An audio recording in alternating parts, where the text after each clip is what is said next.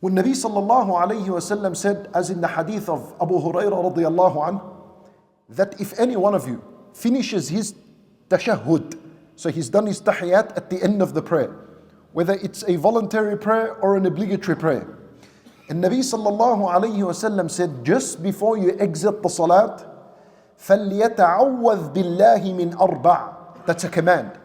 Seek protection of Allah from 4 things.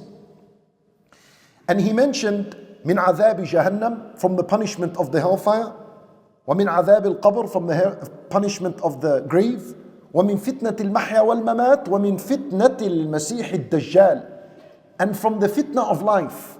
The fitna of life is all the haram that is around us.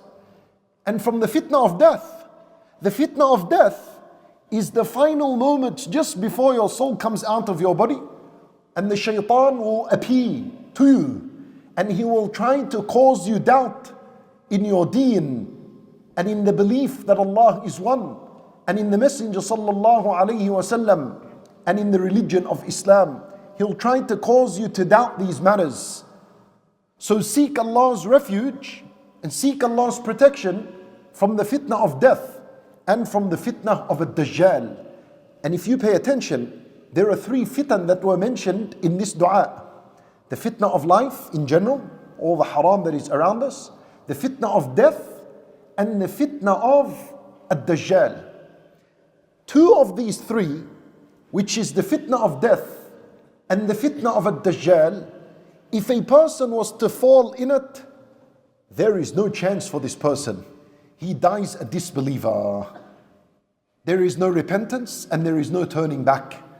Whereas fitnati-l-maḥyā, the fitna of life, at least there's a chance.